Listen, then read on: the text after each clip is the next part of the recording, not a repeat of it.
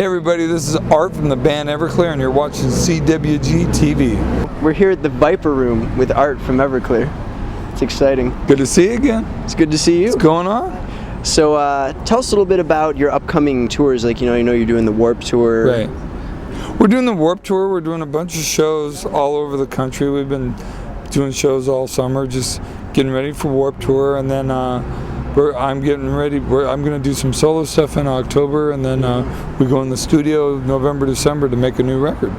Actually, what can we expect from this new record? Because Welcome to the Drama Club was such a dramatic departure from the actual... You think so? Yeah. Well, it was, the guitars were definitely turned down, and the lyrics were much more personal. I was going through a lot then, you know. I was going. Wait, when have your lyrics ever not been personal? Well, to be honest with you, they're not so much. I mean, you know, I sing from the first person, but that record was very autobiographical. You guys get your balls busted a lot because everyone's like, oh, once you've heard one Everclear record, you've heard them all. But see, I don't think that's the case. Honestly, I think there's like dramatic differences between like Welcome to the Afterglow and like... See, I've never heard anyone say that. Slow Motion Daydream. I've never heard anyone say that because I think they're really different. I think all the records are pretty different. I think Sparkle and Fade and I think Sparkle and Fade and Afterglow sound like natural progressions. Then you got Volume 1 that sounds pretty much like a departure. Yeah. And then you got Volume 2, which to me just sounds kind of tired. Because I made two records. That's my favorite Everclear album. Well, there you go. Then you like the tired Everclear. Because that was like when I'd been in the studio for 2 years at that point. And then Slow Motion Daydream was kind of a little bit of everything, but like kind of heavy-handed mixing and production on that. Drama Club was, like you say, I think more of a departure. So I think the people that say that really haven't heard our records. If they're saying that. And I know people are like, oh, well, God, you guys rock a lot harder than I thought. I mean, all your stuff sounded like Wonderful. I go, nothing sounds like Wonderful. I mean, that's the departure, is the more mellow songs. But if you're an Everclear fan, you know that. We're a rock band. We're a pretty loud rock band. If you see us live, especially tonight at the Viper Room, man, it's loud in that little room. Well, actually, going back to the double disc, you know, American Movie Volume 1 and 2, why? I thought that idea was genius when I was a kid. I was 16 when that happened. I'm like, that is fucking genius. Why didn't the public take to it? Well, I think a lot of it is because Volume 1 did really well because of Wonderful and AM radio. Yeah. And Volume 2, the label just didn't work. And radio was playing metal at that point and didn't want to play songs off that. Yeah.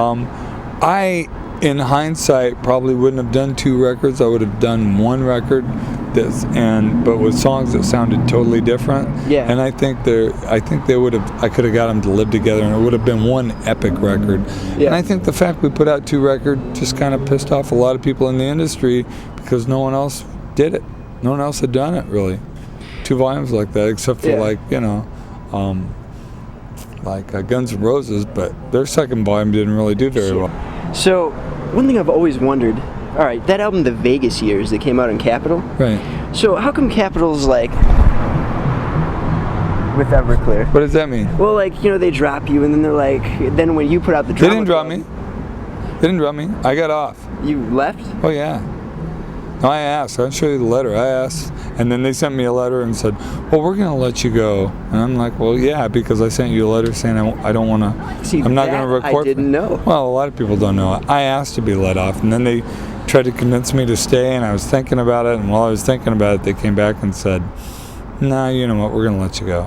And which is really funny because it's like breaking up with someone and them going, please don't break up with me. And then the next day going, oh, by the way, I want to break up with you.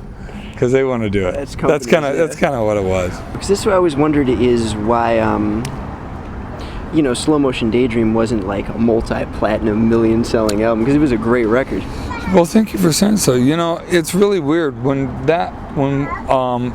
I gave that record to the label. They were really excited about it at the time, and then 2 weeks later, they decided that it wasn't ready to put out. Oh, really? And that they didn't want to work Volvo Drive and Soccer Mom as a single. And yeah, but that was a great single. Well, I'm like, look, I think it's going to do well. And the president of the company at the time's like, well, I think you should do this song. We'll test them both. to like pre-testing. Yeah. It's okay. There you go.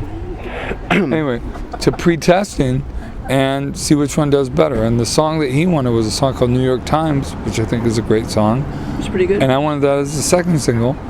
And it tested really well. It tested like upper 80s, early 90s. That's like a hit song.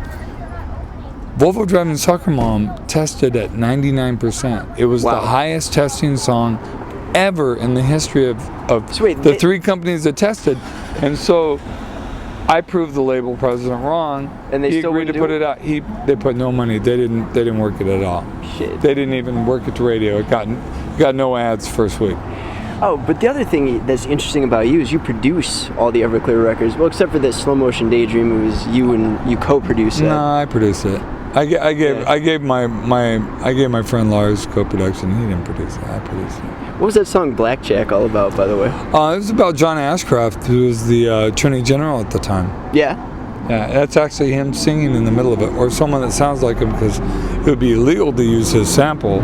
But yeah, it was about how just totally right-wing and almost fascist he was, and he lasted 2 years and got replaced. He covered up the breast. Yeah.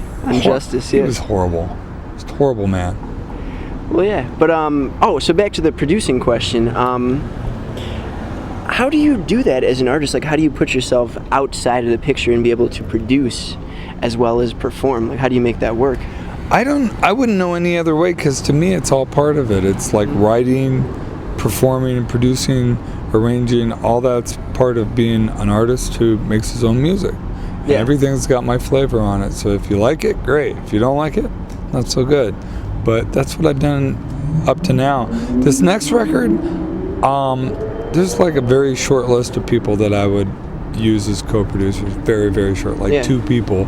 And who's on your short list? I can't say, but they're pretty phenomenal producers, and I would love to co-produce or even maybe let them produce. But as of right now, I still love doing it. I still love doing it for me. I love doing it for other bands as well. It's fun.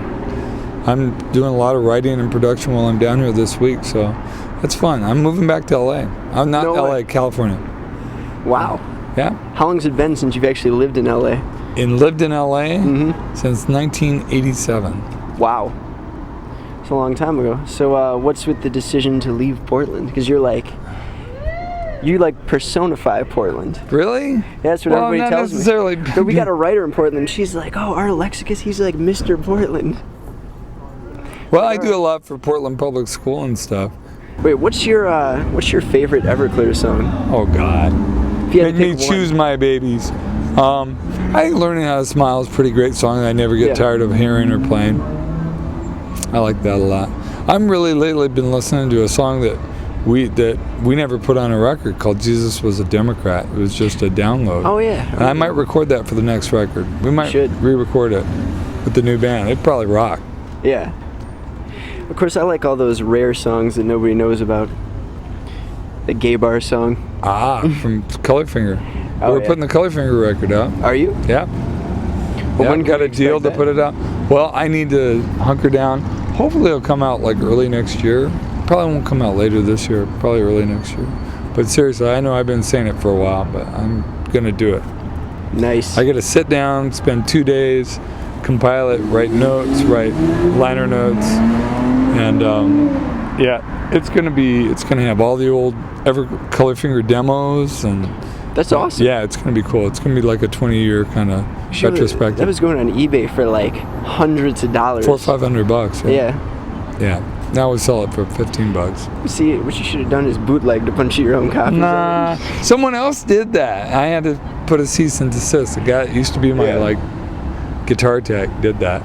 Oh, are you serious? Yeah, he had some CDs and he just burned a bunch of CDs off a CD, which doesn't sound too good. Yeah, it's not cool. Anything you'd like to add? Nope. No? No, I'm good. All right. I'm good.